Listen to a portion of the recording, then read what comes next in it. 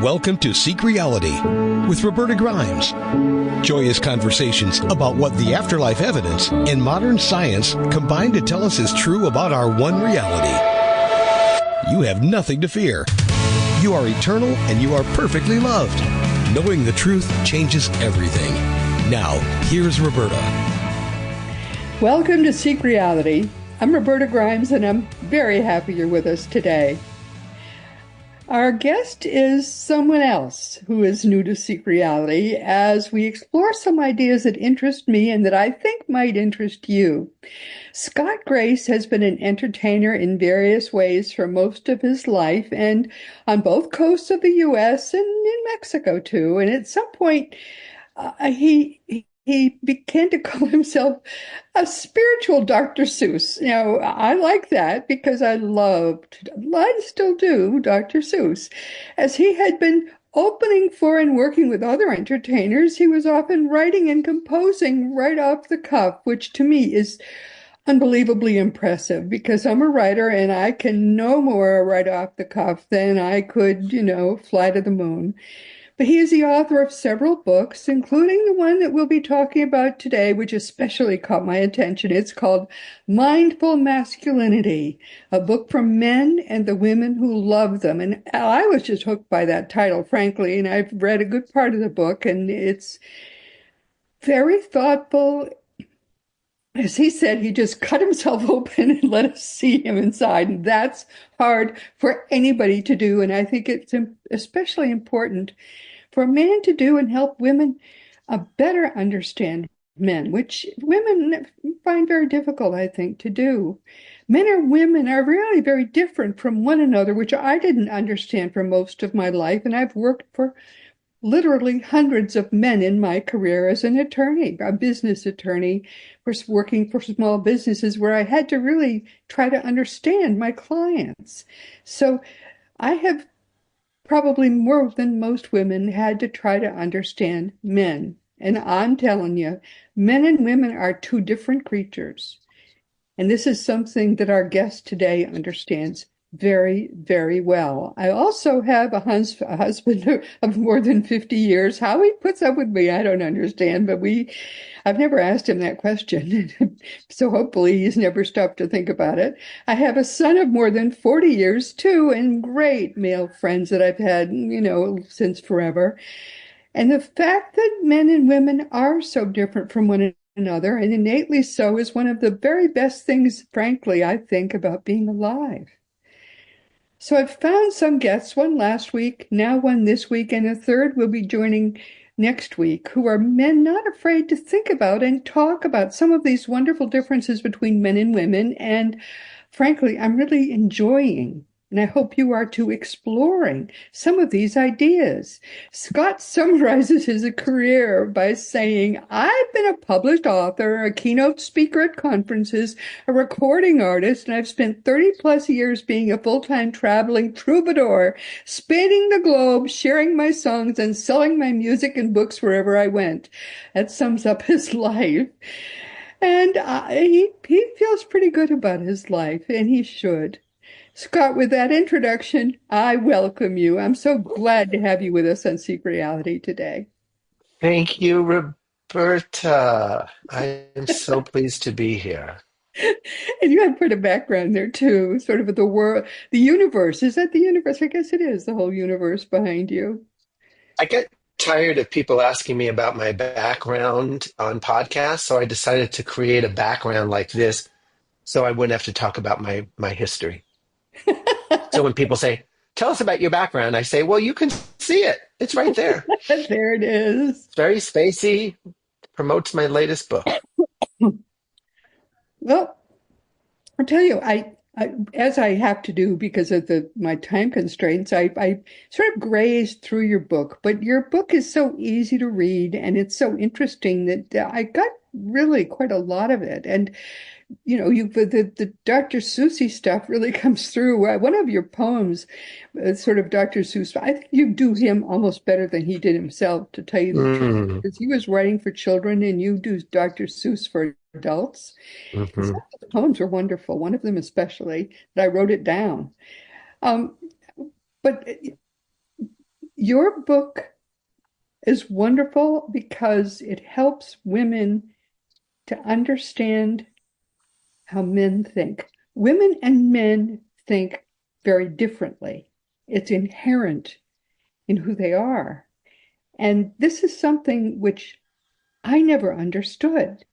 And it's I don't know if you can talk about that. I don't know how, because maybe you need to understand more about how women think in order to be able to explain men to women better than I can. But So, wow. But let's have mm, you talk about some of these things that you talk about in your book because I think they're quite fascinating. all right. All right. But I do want to state for the record that the book is, its purpose is to help men evolve and mature and become mindful. And yes, the secondary purpose is for understanding, but really the purpose is for transformation because we've arrived at a time in history where uh, if if men don't evolve the way that we're treating the earth, the way that we're treating each other, is it's a crisis time. It's that time in history where we evolve or we become extinct, and that's very soon. So I would say that there's a major purpose to the book, much more than helping men and women understand each other. Now, with that said, and also John Gray did a beautiful job in the 1980s with Men Are From Mars, Women Are From Venus. That was the whole purpose of his work, was to help men and women understand each other. I've Now, never with read that, that book. So oh baby, you would love it. You would love I'm it. That's I that's the is book. it, oh really? It's It's talking all about about helping men and women understand their differences. Just think of the title: Men Are From Mars, Women Are From Venus. yeah. I it probably came out at a stage when I was just 1980s. Yeah, I was just heavily into being a lawyer at that point. So I Uh-huh. it just was not when I was reading that kind of book. But I quickly learned from men how simply they think compared to women. I mean, you get women talking about something and they talk and talk and talk, talk and talk, and they get to all go all around a topic and they're subtle and they're profound and and a man cuts right to the chase and Yes. Hmm. that they do that topic and they don't Yes. do it in an emotional way. They do it in a, Hmm. just the facts, ma'am, sort of way. That's how Yeah. men think. And it Well, and stuns me. that's changing, but yeah, the difference between men and women that you're talking about can be best illustrated when you think about uh, the sexual act and how much women love to not get to the point, but to get Yeah. very, very slowly and get a little close to the point and then pull back and build the energy and then pull back and then whereas men until they're trained and mature sexually, their energy is let's get to the point, Yes, right. let's get in there and do our business. and Yeah, these differences can be very tense when we're trying to communicate with each other. that's true. And, you know, and a woman might say, let me tell you about my day, honey. It's been really hard. First of all, da, da, da, da, da. And a man's sitting there going, what? This How can afternoon, I help? right. Very often with good intentions. How can I fix? She's stressed out. It's a problem. Let me fix it. Yeah, this'll mellow you out, dear. Yeah, let's do it. Right. yeah. So, we love the differences and they can be very challenging. So your belief is then that it's time for men as a whole group, all men, to move past what has been normal for them, say in the past 50 years, to change the way they interact with even one another. Yes. Okay. Yeah. I yeah, There are. I guess I have seen some of that in your book, but I just was fascinated to watch you grow, to watch Mhm.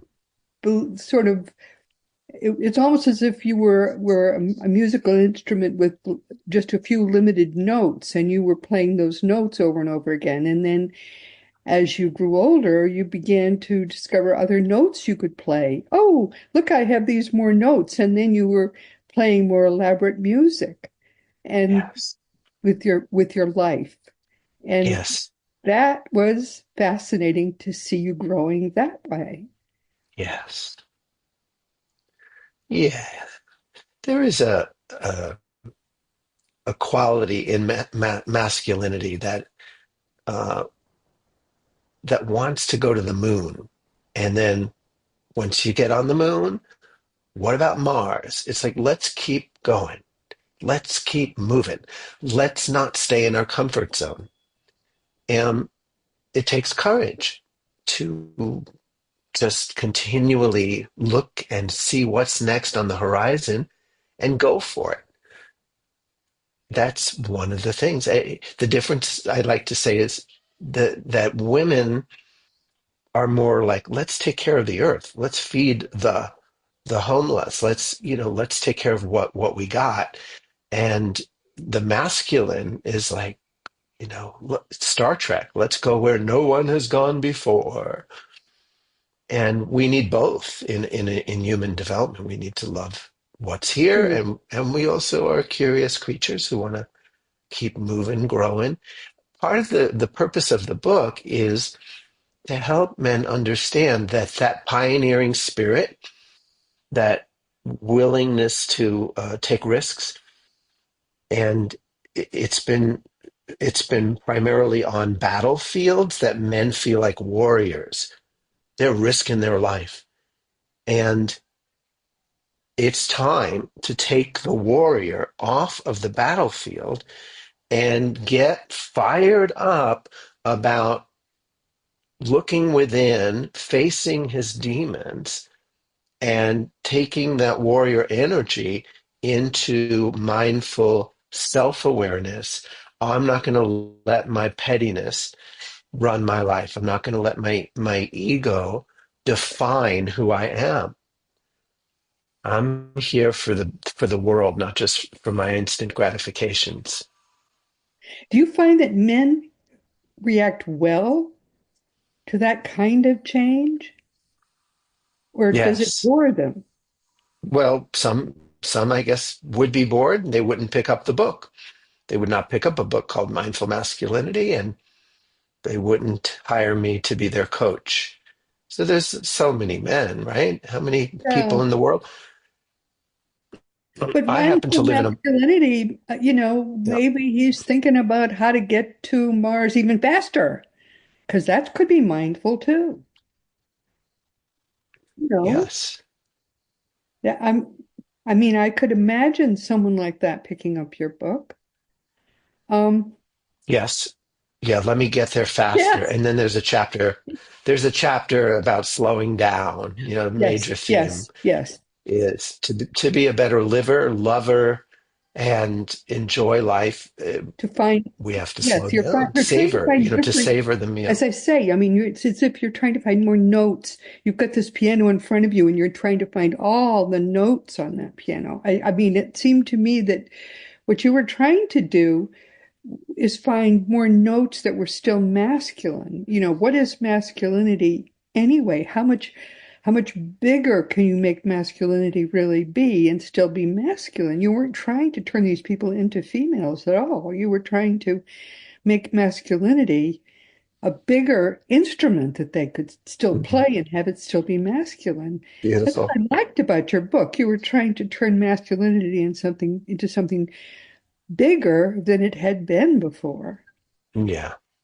which I thought was a good idea, really, because there was a time when in order to be masculine, there wasn't much you could do except kill mammoths and protect the family. I mean, Indeed. that's Indeed. all there was to being male. Yeah. Yeah. Protect, perpetuate the species, procreate, Correct. protect, and stick out your chest and Yes, compete, right. compete, compete, compete. Yes, it was a limited, and I mean, I remember that even as late as after the Second World War, being male was a very much more limited way to be. In a sense, the 1960s was a revolt against that. It was uh, people wanted to find a bigger way to be male. They didn't want just to have a job, provide for a family. They wanted a bigger life than that, than what had always been the male role. They wanted a bigger life. And Mm, that's what you're really doing. You're saying, okay, let's see what else being a male can include. mm, That's what you've done with your life. You can also be Dr. Seuss. You can, indeed. and I think that makes it a very important kind of thing for men to be exploring, especially if they've had their parents raise them to be a more narrow kind of man. Do you think, Roberta Grimes, that this would be the best of times for me to break out into rhymes, or would it be some kind of crime? No, no, let's have a poem from you, dear. All right. All right. So let's launch. It's a little slice of a poem. I wouldn't do the whole thing. It's a long poem, but it's central to the book because one of the themes of the book is the inner critic. And I there's no more fun way of working with the inner critic than to illuminate it through this poem. The critic will travel with you on this earth and be your companion for worser or worse. It pretends it's your friend, your bestest amigo, and it pours on the guilt. That's the beverage of ego. It's there to protect you, to help you feel strong. So it has to remind you you've done it all wrong. You're weak and you're lazy and you don't have a clue. That's your drill sergeant critic trying to motivate you. Your critic wants you to be all you can be, so it gives you these pep talks all day and for free.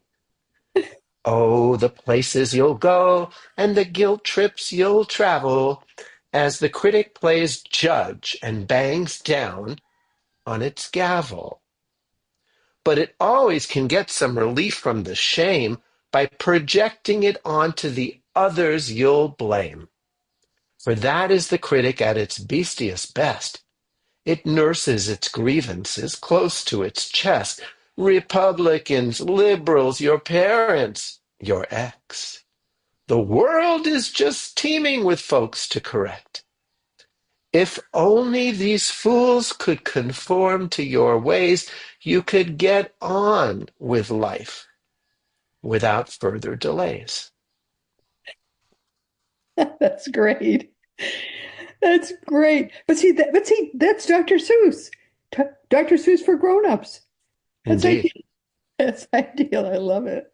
I love it. And Yeah. there are several Dr. Seuss, very sophisticated Dr. Seuss poems in your book. Well, yeah. And they're all in a different book of mine called Oh, the Places Your Your Ego Will ego will go. Oh, Go. that's so cute. That's Yeah. cute. It kind of looks like a Dr. Seuss book, and I prefer sending people to my YouTube channel because the performances of these poems in a live audience with the laughter and the interaction with the audience, it's pretty cool. Yep, I don't Yeah. mind people buying the books, but I enjoy the live performances. Yeah, most people older than 50 or 60 really grew up loving Dr. Seuss. I certainly did. Yes. Yeah. Oh, that's great. And the thing about Dr. Seuss is he was always profound. And I think I mean we grew up thinking poetry is fun and profound at the same time. And that's something which I think Mm. nowadays is children don't think about poetry quite the same way as we did, which is too bad, Mm. which is unfortunate. It's a loss for them. Well, my daughter grew up on Dr. Seuss. She's Really? 16 now, but it was reading her Dr. Seuss before for her bedtime that led me to start Oh, it got the rhythm in thinking your in head. his Yeah.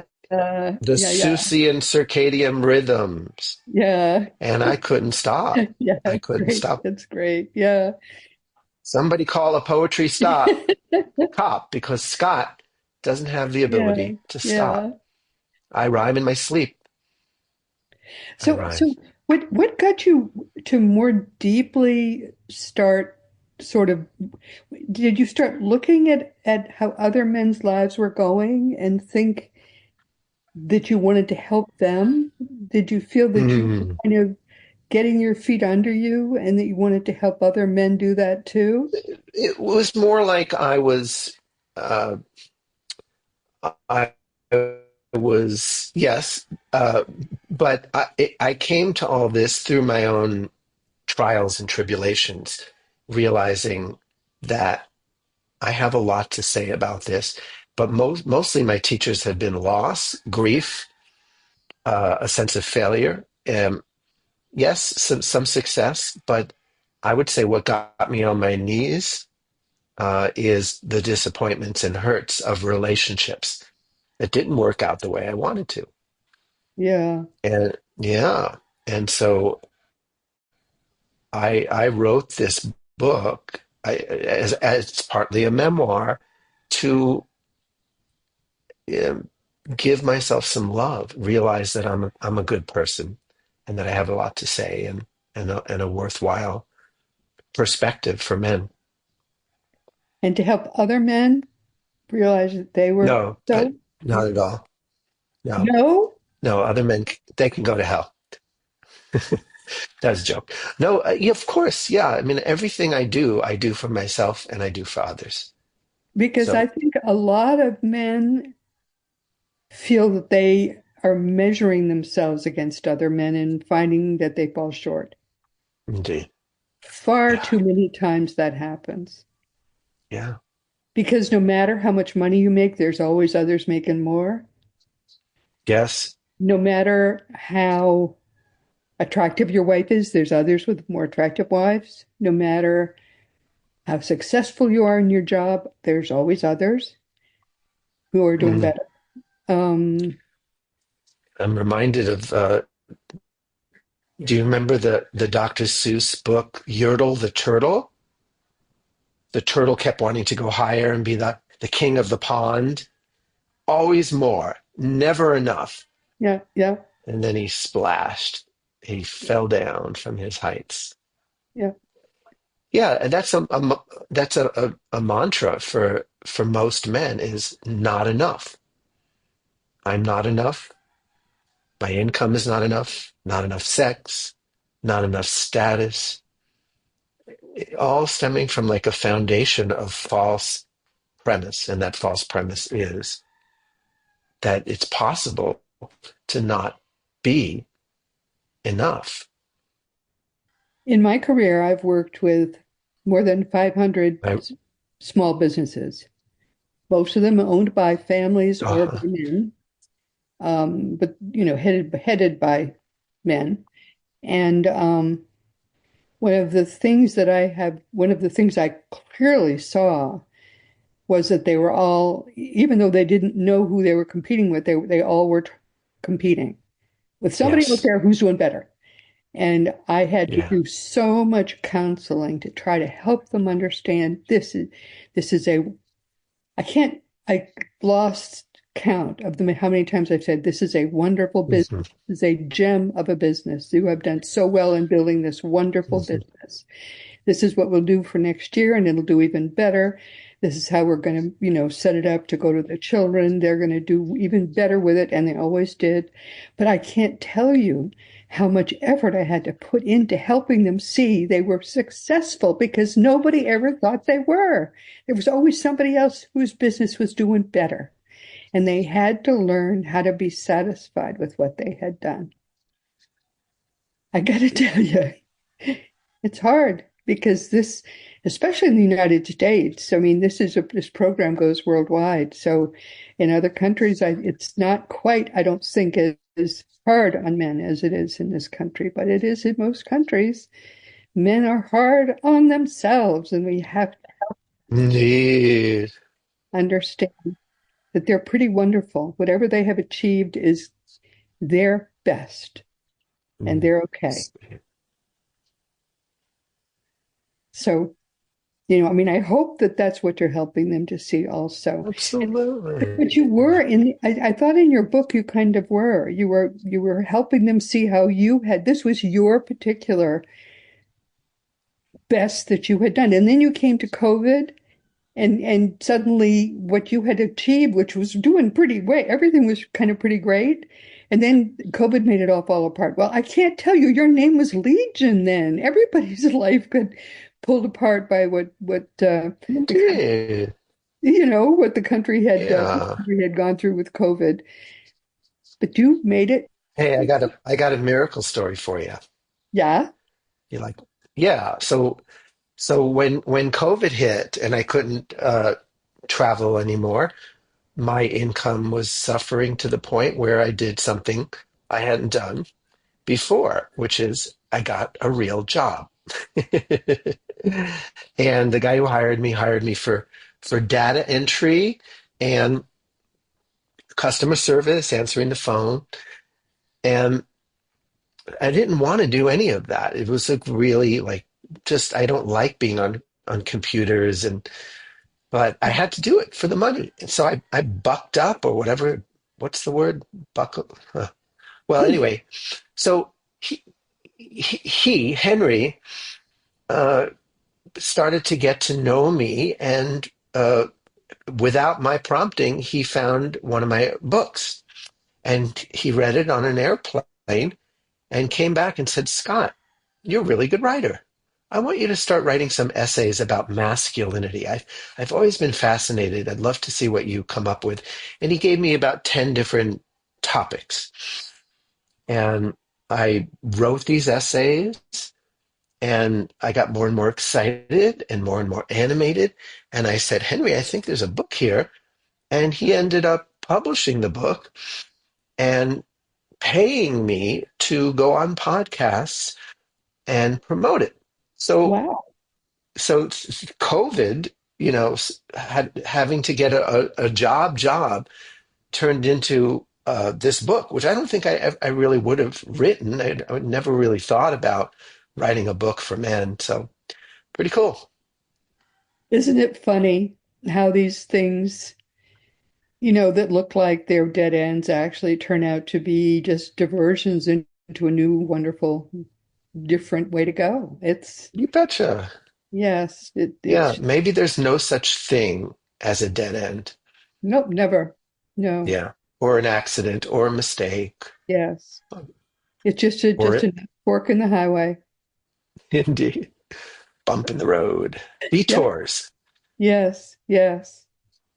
No, I think that, and I really enjoyed reading your book because you may not even have meant it that way, but it looked to me as if we got to watch you having all of these kind of things happen to you, and then but bump suddenly change. Here we go in this other direction, and it was. I mean, you show how men are so different from women, and I think it's important for women to see that now.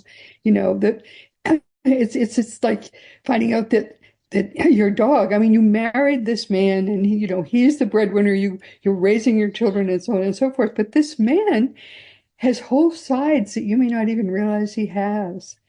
And that's what I try to help women see by having someone like you on, and then maybe having them read your book because men are so interesting. I mean, I've been married for 52 years. And fortunately, I long ago realized that my husband has sides I didn't realize he had, because it makes it so much more interesting having this relationship and Mm, not trying to get him to conform to be the person that I thought I had married. I thought I married a doctor. Most of my marriage, he's been retired and doing other things. It's mm. been it's been actually better. I've enjoyed our marriage much more since he's stopped doing what he really didn't like doing. He hated being Oh, a doctor, and he's wonderful. doing other things. Yes. So let each other be free. I think that's the most important lesson of all. In your marriage, each of you has places to go and places to grow that you have to allow yourself to do. Well, you just sounded like a song lyric to me, Roberta. What? Each of us has places to go and places to grow, and just want to sing about that. Oh, okay.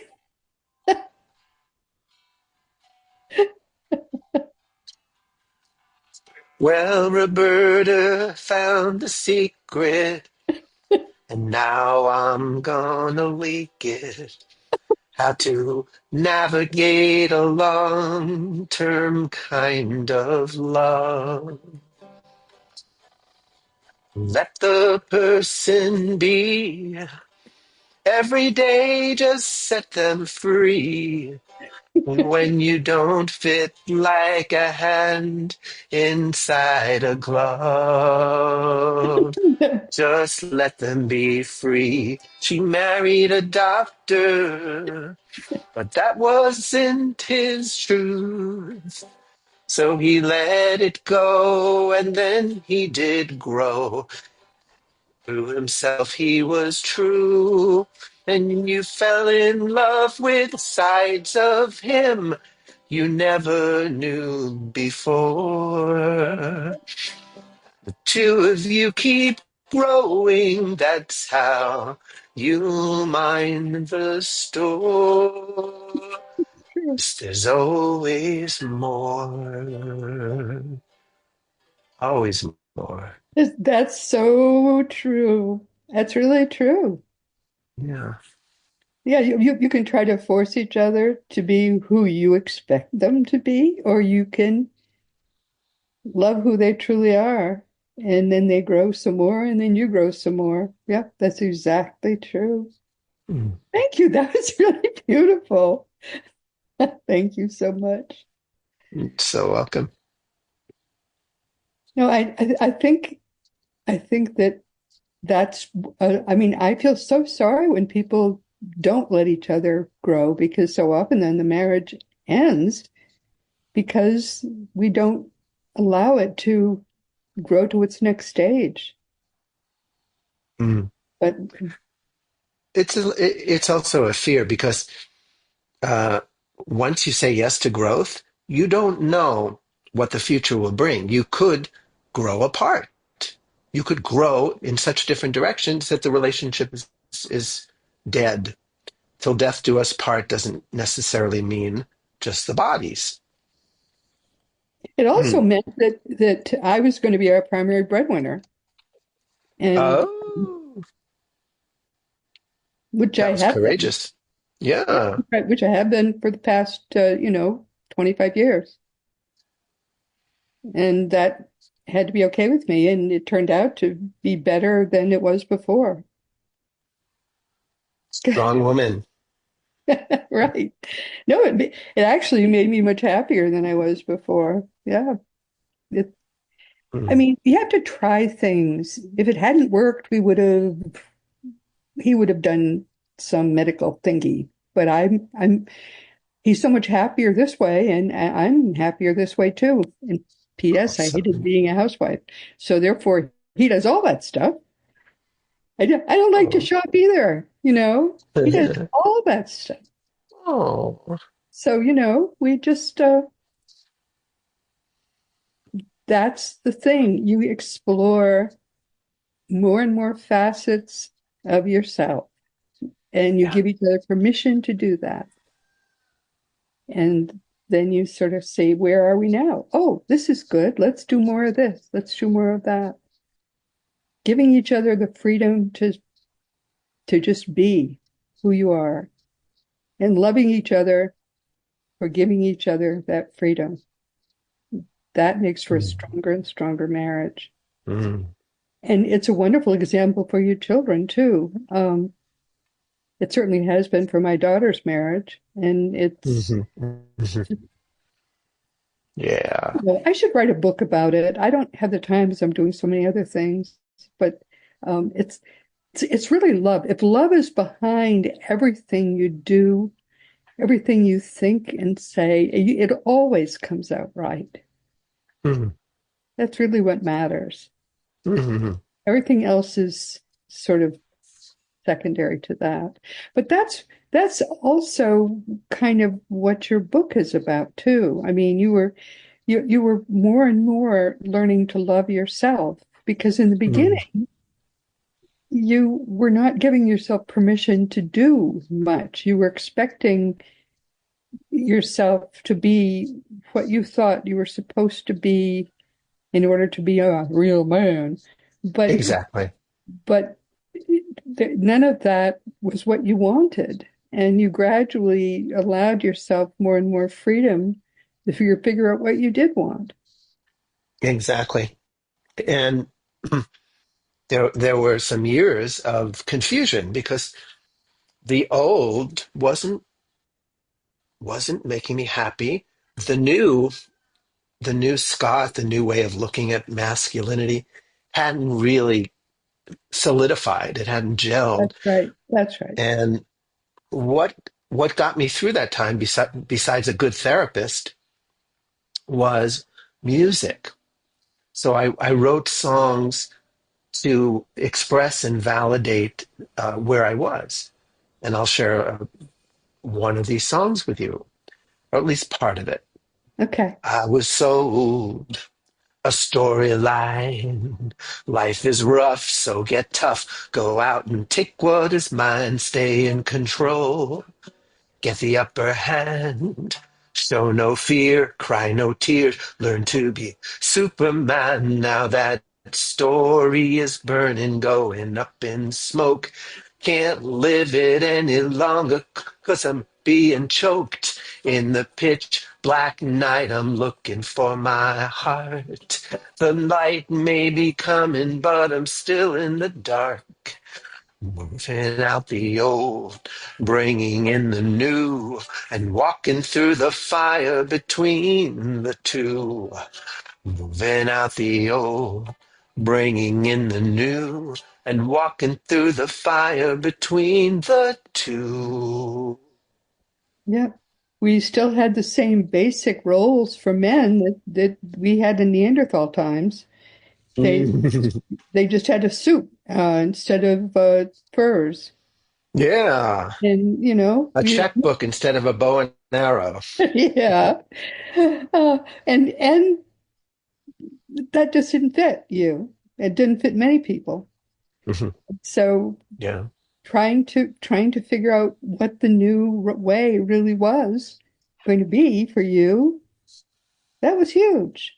And little by little, Yeah. you did figure it out. No, I think it's very, very important what you did for yourself and what you're helping then men to sort of figure out for themselves is important.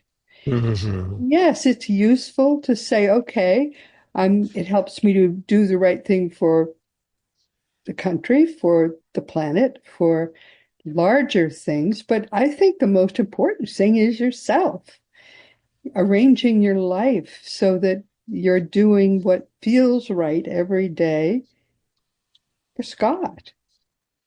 Is this the right way for Scott to be living? That he feels deeply content, that his life is based on a solid, footing for his own happiness. That strikes me as very important. Indeed.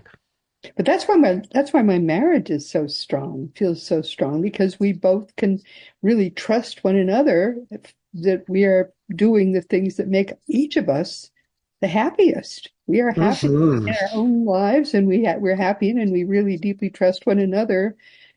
That we're each allowing the other in ourselves to be who we are deeply.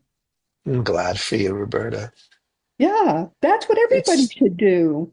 well, one thing that I hear in what you're saying is you're not looking to the relationship to make you happy.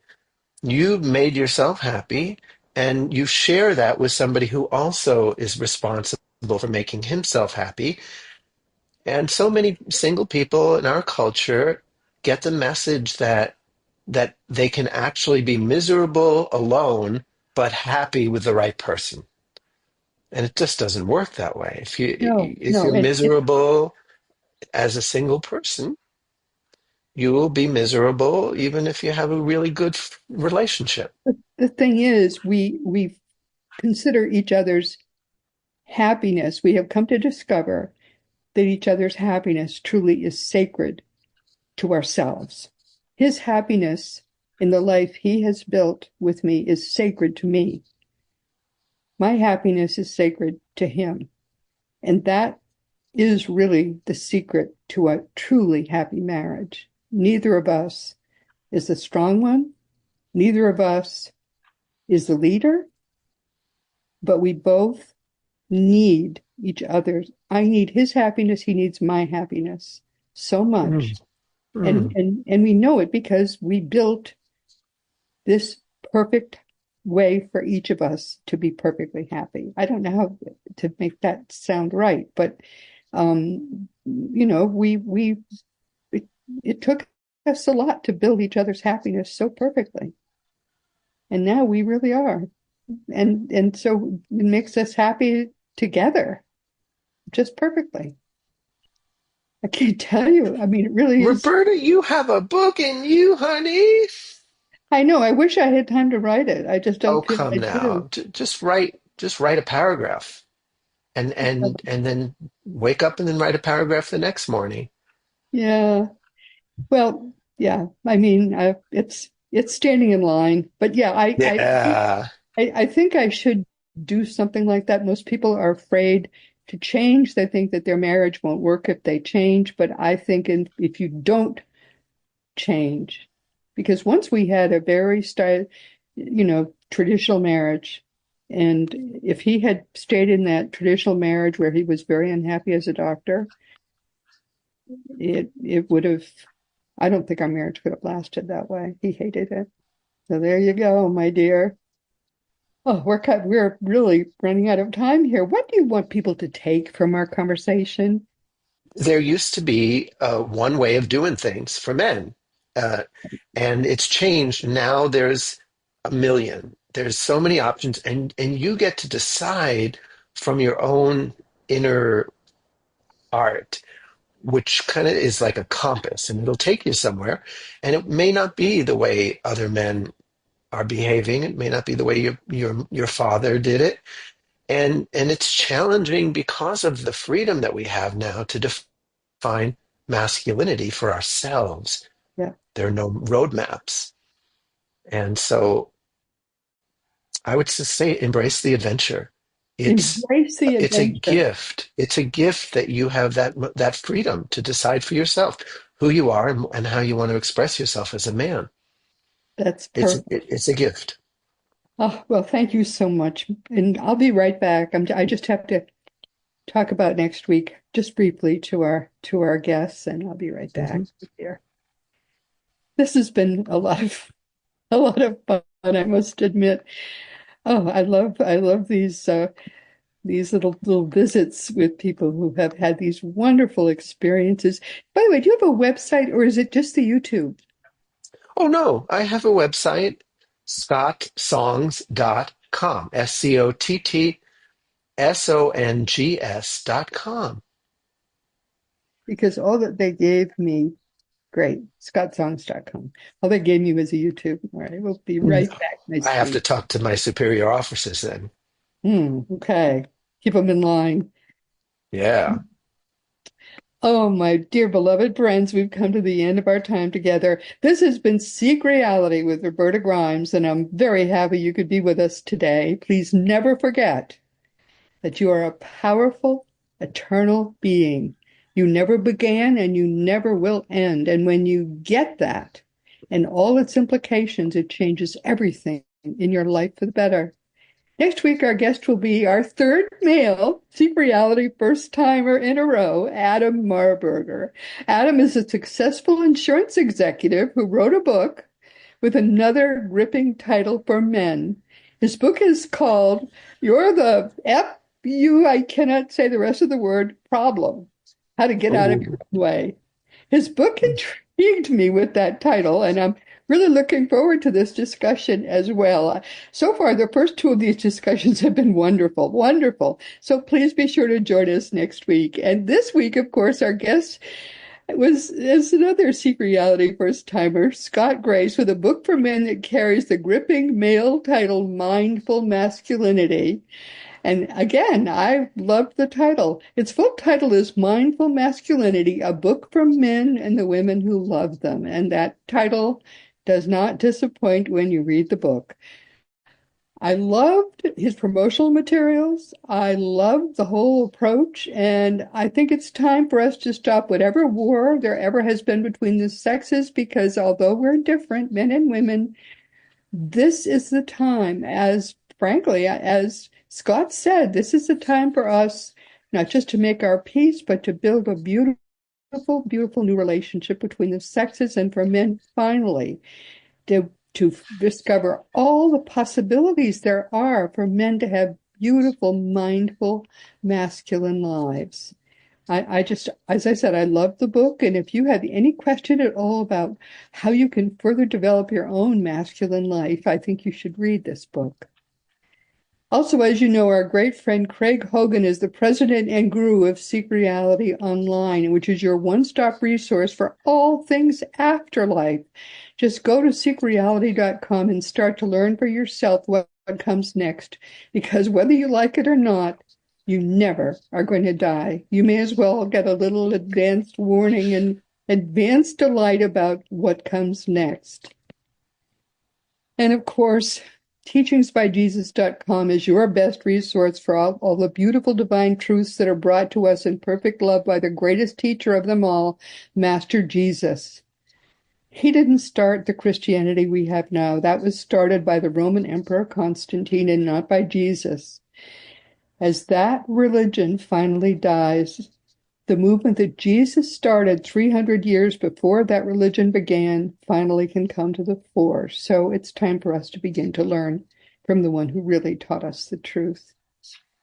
As you know, I have some nonfiction books, but no time to talk about them because we ran long, and there are nearly 600 past episodes of Seek Reality now, which are available wherever audio podcasts can be found. You can also see our new video episodes each week on Roku, Firestick, YouTube, and elsewhere. But meanwhile, this has been Seek Reality with Roberta Grimes. Please enjoy and make the most of this coming week in our one reality, always knowing that you are a powerful, eternal being, and you, most of all in this entire universe, you are infinitely, eternally, perfectly, and forever, ever loved.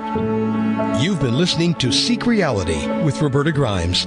Roberta blogs and answers questions at robertagrimes.com. Join us every week as we explore what the afterlife evidence and modern science combine to tell us is true about the one reality we all share. Knowing the truth changes everything.